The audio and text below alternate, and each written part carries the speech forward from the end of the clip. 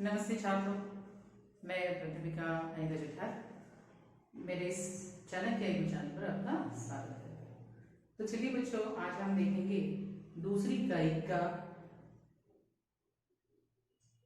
वरक्षहि जलद, ये जो कविता है ये, और ये लिखी है गोस्वामी तुलसीदास जी। ये कविता शुरू करने से पहले इससे संबंधित कुछ जानकारी जो है मैं आपको बताना चाहूंगी। ये गोस्वामी तुलसीदास जी का रामचरितमानस जो है, इसमें से ये महाकाव्य में से किष्किंधा कांड से ही लिया गया है। और यह यहाँ पद्यांश जो है चौपाई और दोहा छंद में है। और यहाँ गोस्वामी जी ने वर्षा ऋतु में होने वाले परिवर्तनों का सुंदर क्या किया है, वर्णन किया है। उन्होंने वर्षा के साथ ही साथ समाज की स्थिति और विविध गुणों अवगुणों को भी इसमें क्या किया है, इस कविता में दर्शाया है। और उपयुक्त प्रसंग जो किया है, मतलब ये कविता जो दी गई है, ये सीता हरण के बाद की है।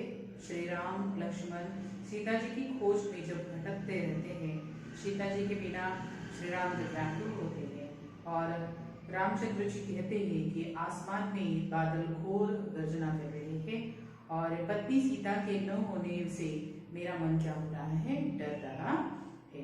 आकाश में बिजली ऐसी चमक रही है जैसे दुष्ट व्यक्ति की मित्रता स्थिर नहीं रहती।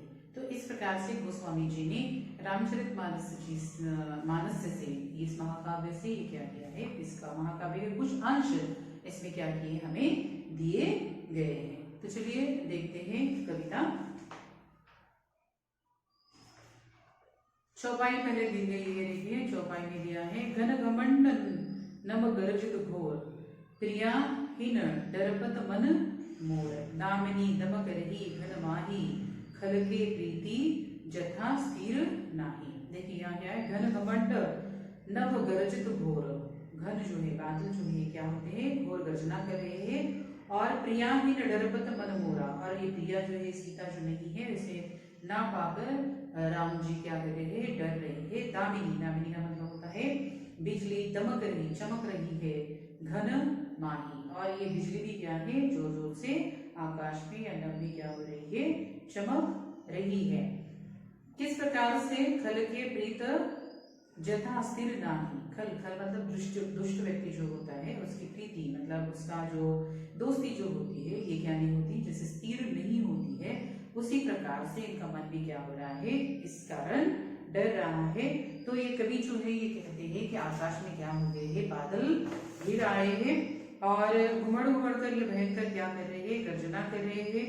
और राम कहते हैं कि प्रिय जो मेरी ये सीता जो है इसके बिना मेरा मन क्या हो रहा है, डर रहा है। बिजली आसमान में ऐसी चमक रही है जैसे दुष्ट व्यक्ति की मित्रता क्या नहीं होती, स्थिर नहीं रहती है, यानी वो चमकती है और चमक कर क्या हो रही है, ये बिजली लुप्त हो रही है।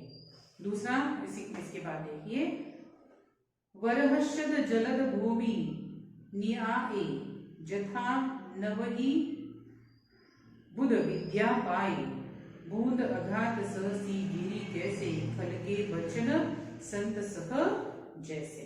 यहाँ पर देखिए क्या दिया है, अघात अघात, बूंद जिस किस प्रकार से आघात कर रही है, बरही बरस शही, बरसही मतलब बरसना, बरस रहे हैं। कौन बरस रहे हैं, तो ये जल जो है, ये जलद जो है या ये आसमान में गरजने वाले जो बादल है ये क्या कर रहे हैं, ऐसे गरज रहे हैं कि मानो क्या हो रहा है, यहाँ पर ये बुद्धिजीवी जो है ये बुध का मतलब यहाँ पर विद्या दिया गया है। और नवग्रहों में बुध जो है विद्या का क्या माना जाता है, प्रतीक यहाँ पर माना जाता है। तो इस प्रकार से ये ग्रह जो है ये क्या कर रहे हैं, यहाँ पर बुद्धि के बारे में इन्होंने दिया है कि ये बादल जो है ये क्या कर रहे हैं, भूमि निराई, मतलब ये भूमि के क्या हो रहे, इतने पास आ रहे हैं कि जिस प्रकार से क्या करे, ठीक उसी प्रकार जैसे विद्वान व्यक्ति, बुध का यहाँ क्या क्या मैंने दिया है, विद्वान कहा गया है, विद्वान में आता है बुध। तो ये विद्वान व्यक्ति के द्वारा विद्या प्राप्त कर विनम्र जिस प्रकार से हो जाते हैं, विद्या प्राप्त करने के बाद क्या होता है, व्यक्ति झुक जाता है सामने वाले व्यक्ति या गुरु के सामने, उसी प्रकार से बादल क्या हो रहे हैं, यहाँ पर घिर आए हैं, उसी प्रकार से क्या हो रहे हैं, नीचे आकर क्या हो रहे हैं, ये बरस रहे हैं। और बूंदे जो है ये क्या कर रही है, अगाध सह ही गिरी कैसे, गिरी पहाड़ पर, ये क्या कर रही है, जोर जोर से आघात भी वैसे ही पहाड़ों पर कर रही है। पहाड़ बूंदों के प्रहार को इस प्रकार क्या हो रहा है, शांत भाव से क्या कर रहा है और सह रहा है। छल के वचन संत सब जैसे, किस प्रकार से, जिस प्रकार से संत जो होते हैं ना, संत पुरुष जो होते हैं दुष्टों के कटु वचन से ज्ञानी होते सह लेते हैं, उसी प्रकार से ये बूंदी जो है ये पर्वत क्या कर रहा है, सह रहा है। क्षुद्र नदी भरी चली तोराई, जस थोरहु धन खल इतराई। देखिए क्षुद्र नदी भरी चल तोराई, क्या कहा है मैंने, ये नदी जो है ना, ये छोटी नदियां जो है वर्षा के जल से क्या हो रही है, भर कर अपने किनारों को तोड़ती हुई क्या हो रही है, आगे बढ़ रही है। जैसे कैसे होता है, मामूली धन पाकर भी दुष्ट लोग क्या होते हैं, इतराते हैं। ओके, इसी प्रकार से ये क्या हो रहे, जैसा थेरु धन खल इतराई, थेरु थोड़ा सा धन मिलने के बाद ये लोग क्या करते हैं, इतराते हैं। उसी प्रकार से ये नदियां क्या हो रही है, अपना छोड़ छोड़कर क्या कर रही है, भाग रही है। पृथ्वी पर गिरते ही ये पानी जो है क्या हो गए है, गंदला या खराब हो गया है और मानव प्राणी से माया क्या हो रही है, लिपट गई है। भूमि पर ढाबर पानी, ढाबर मतलब गंदा पानी, खराब हो जाता है। जैसे आपने देखा होगा बारिश का पानी जैसे ही क्या होता है, बारिश गिरती है वैसे ही पानी क्या हो जाता है, वो खराब हो जाता है। और जलो जीव ही माया लपटानी, और जैसे कि इस जीव को ये माया क्या हो रही है, लिपट रही है। सिमट सिमट जल भरी तालाब, और धीरे धीरे क्या हो रहा है, ये सारी वर्षा के कारण ये पानी सारा एक हो जाता है और इसके कारण क्या हो गया है, तालाबों में ये क्या हो गए, भर गए हैं।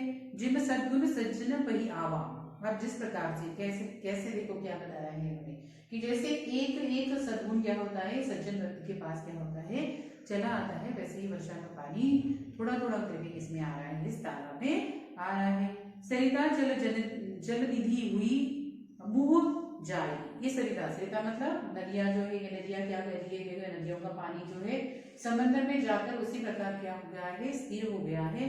किस प्रकार, हुई अचल जीवी जीव हरि पाई, किस प्रकार स्थिर, अचल, अचल मतलब स्थिर, जो हिलता नहीं है, तो ये स्थिर हो गए। जिस प्रकार जीव जो है ईश्वर में क्या होता है, जाकर एक रूप हो जाता है, अचल हो जाता है, उसी प्रकार से ये नदियां भी क्या हो रही है, इसमें अचल हो रही है। तो इस प्रकार से चौपाई का क्या हो गया है, यहाँ पर अर्थ हो गया है। इसके बाद देखिए दोहा इसमें आ जाता है, हरित भूमि तृण संकुल समुझी पर ही नहीं बंध, जीनी पाखंड विवादते लुप्त होई सदगंध।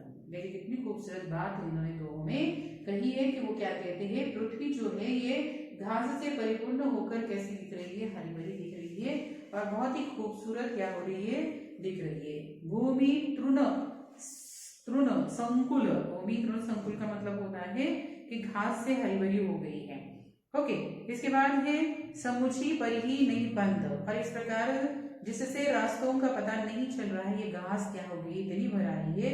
यह दृश्य देखकर ऐसा लगता है जैसे पगडंडी पाखंडी जो है ये क्या कर रहा है, पाखंड भरे मत के प्रचार से क्या कर रहा है, सदग्रंथ को लुप्त कर रहा है। सदग्रंथ जो अच्छे ग्रंथ होते हैं उनको क्या कर रहा है, वो लेकर ही भाग रहा है। तो इस प्रकार से ये दोहे का क्या हो गया है, यहाँ पर अर्थ होता है।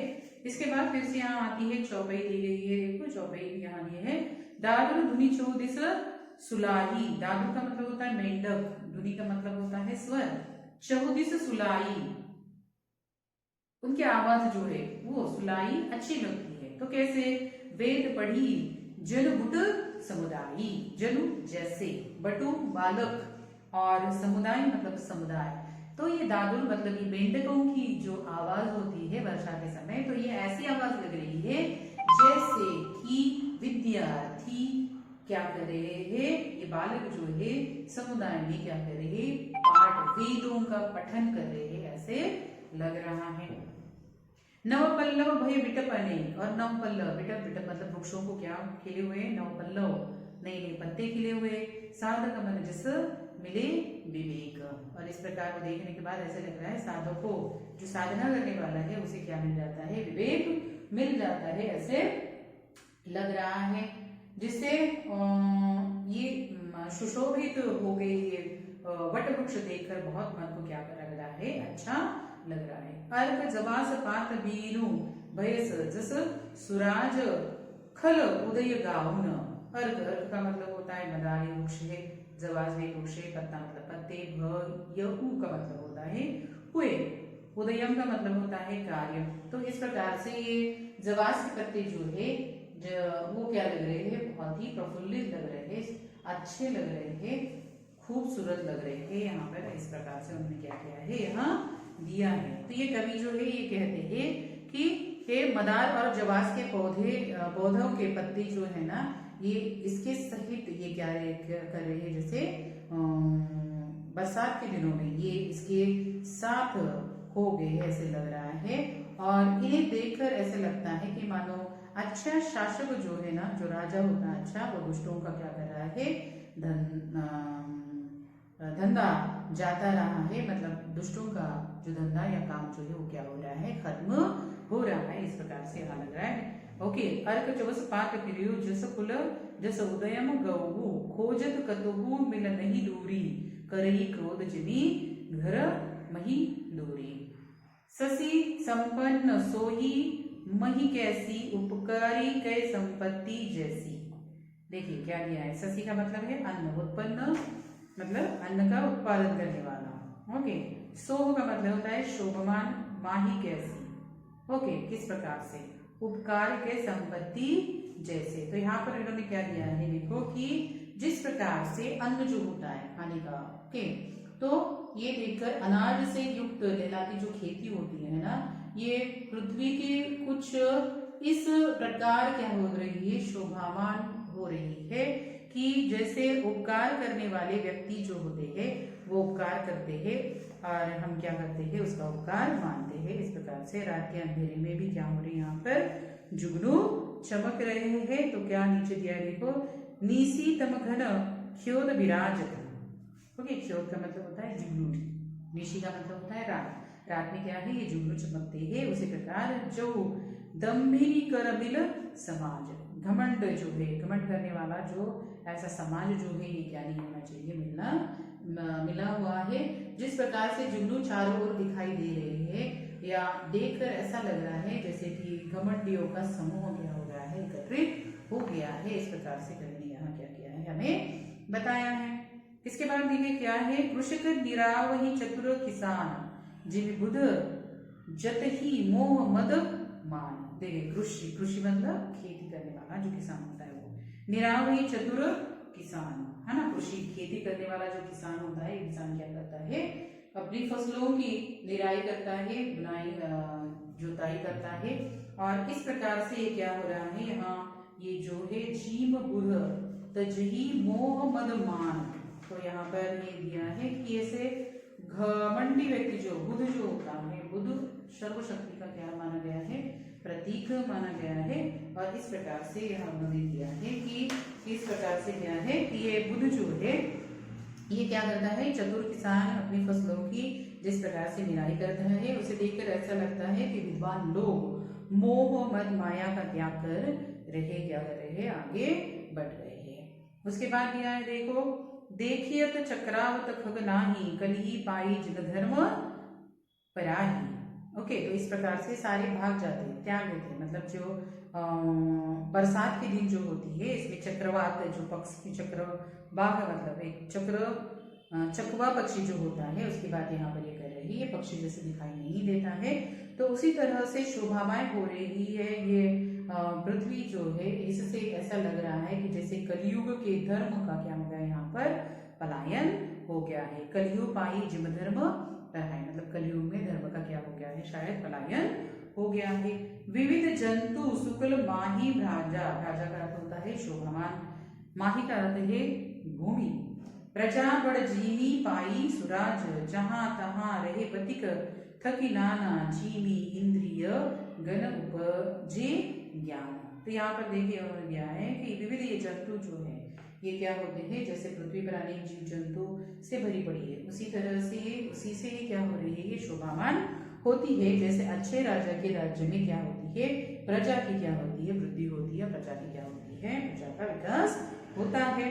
वहां क्या हो रहा है, अनेक जहां तहां मतलब अनेक जो है पथिक राही जो है थक कर इस तरह से क्या होते हैं, ठहरे हुए हैं। जैसे मनुष्य को ज्ञान प्राप्त होने पर इंद्रियां शिथिल हो जाती है और विषयों की ओर क्या होता है, वो जाना छोड़ देती है। मतलब ये यहाँ वहाँ इंद्रियां भटकती नहीं है, वो क्या करती है, ज्ञान अर्जन नहीं कर पाती है, सब कुछ मानती है। तो इस प्रकार से ये चौपाई में क्या दिया है, उन्होंने अर्थ दिया है कि किस प्रकार यहाँ ये दादुर जो है ये क्या होते हैं, विद्यार्थी जैसे लग रहे हैं, पृथ्वी का सुंदर सा वातावरण किस प्रकार से यहाँ उन्होंने दिया है। इसके बाद दोहा आ जाता है और वो है कबहू प्रबल वह मारुत। मारुत का मतलब होता है हवा। जहाँ तह मेघ बलाही, जिमी कबूत के उजे, कुल सधर्म नसाही। नसाही मतलब नष्ट हो जाना। कबहू दिवस मनु निबाड़तु, कबहू प्रकट पतंग, बिनहु उपय जयु ज्ञान जीवी, पाओ कुसंग सुसंग। ओके, बिनसु मतलब नष्ट होना। तो यहाँ उन्होंने दिया है कि कपूत के बारे में दिया हुआ है उन्होंने कि कभी कभी क्या होता है, ये वायु जो है, ये वायु बहुत क्या होती है, तेज गति से क्या होती है, आगे बढ़ती है और आगे चलने लगती है। इससे बादल यहाँ वहाँ क्या होते हैं, गायब होते हैं। आपने देखा होगा कि बादल यहाँ वहाँ क्या होते हैं, भटकते रहते हैं, यहाँ वहाँ उड़ते हैं या यहाँ वहाँ चले जाते हैं। यह दृश्य जो है ना इसी प्रकार लगता है जैसे परिवार का कोई कुपुत्र होता है, मतलब जो अच्छा बच्चा नहीं होता है, कि उत्पन्न होने से कुल की क्या होते हैं, उत्तम धर्म जो है या कुल का जो क्या होता है, नाश हो जाता है, नष्ट हो जाता है। और कभी दिनों में घोर अंधकार भी क्या होता है, छा जाता है। बादल आपने देखा होगा, बादल छाने पर क्या होता है, घोर अंधकार निर्माण होता है। और कभी सूर्य भी क्या होता है, प्रकट होता है। तब लगता है जैसे बुरी संगत पाकर ज्ञान क्या हो गया है, नष्ट हो गया है, और अच्छी संगत पाकर ज्ञान क्या हो गया है, यहाँ पर उत्पन्न हो गया है। तो इस प्रकार से यहाँ इस कविता में उन्होंने एक तो पृथ्वी का सुंदर वर्णन भी किया है, तो उसके साथ साथ उन्होंने क्या किया है कि समाज में व्याप्त ये बुराइयां भी हैं, तो उस बुराइयों का भी उन्होंने क्या किया है, इसमें दर्शाया है। तो मुझे लगता है आपको ये मैंने पढ़ाई हुई कविता जो है आपको क्या होगी, समझ में आ गई होगी। चलिए अब देखते हैं इसका स्वाध्याय। स्वाध्याय आकृति पूर्ण कीजिए। पद्या में आए हुए प्राकृतिक जल स्रोत जो है नदी और समुद्र है। निम्नलिखित अर्थों को स्पष्ट करने वाली पंक्तियां लिखिए। संतों की सहनशीलता, खल के वचन संत सहज जैसे, ये इसके लिए पंक्ति यहाँ आ जाती है। इसके बाद कपूत के कारण कुल की हानि, जो अभी लास्ट हमने पढ़ा, जीमी कपूत की उपजे, कुल सदधर्म न सही, तो ये क्या होगा, उसके लिए ये आ जाएगा। उसके लिए इसके बाद है तालिका पूर्ण कीजिए है। तो इन्हें कहा गया है, किसे कहा गया है, तो दादुर को बटु समुदाय कहा गया है। और सज्जनों के सद्गुण, समिटी समिटी तालाब में जल, ये कहा गया है। इसके बाद देखिए 4 नंबर ही जोड़ियां लगाए। जोड़ियां लगाए, सीधे सीधे जो जोड़ियां आपको दी है वही सीधे सीधे सामने लग रही है। दमकती बिजली जो है दुष्ट की मित्रता है। नवकुलम से भरा वृक्ष साधक के मन का विवेक होता है। उपकार की संपत्ति सास संपन्न पृथ्वी, ससी संपन्न पृथ्वी है। भूमि की माया से लिपटा जीव है। उसके बाद पद्यांश में प्रयुक्त इनके लिए शब्द हमें देखने हैं। बादल के लिए जल शब्द आया है। ग्रह के लिए सूर्य या पतंग शब्द आया हुआ है। उपग्रह के लिए मही शब्द आया है। पेड़ के लिए विटप शब्द आया है। पौधे के लिए अर्क जवास, ये 2 शब्द यहाँ पर आए हैं। अर्क जवास ये पौधा है। उपग्रह के लिए ऑलरेडी बता दिया मैंने शायद। पत्ते के लिए पात शब्द यहाँ पर आया हुआ है। तो अगला प्रश्न जो दिया है उन्होंने, इन पंक्तियों का आपको क्या करना है, सरल अर्थ क्या करना है, देना है। अब चलिए देखिए यहाँ पर आपको जो उपयोजित लेखन दिया है, परहित सहित धर्म नाही बाही, परोपकार करना ही जो सबसे अच्छा धर्म माना जाता है, इस पर आपको क्या करना है, आपके विचार लिखने हैं। इस पर लेखन आपको क्या करना है, तो ये आप आपकी दृष्टि से क्या कर सकते हो, इसे लिख सकते हैं। आई होप कि मैंने जो आपको ये पोयम पढ़ाई ये और इसका स्वाध्याय आपको समझ में आ गया होगा। अगर आप मेरे इस चैनल पर नए हैं तो मेरे चैनल को लाइक सब्सक्राइब कीजिए और बेल आइकन अवश्य दबाइए ताकि आने वाले नई वीडियो के नोटिफिकेशन आप तक पहुंचते रहे। तो चलिए मिलते हैं और एक नई वीडियो के साथ।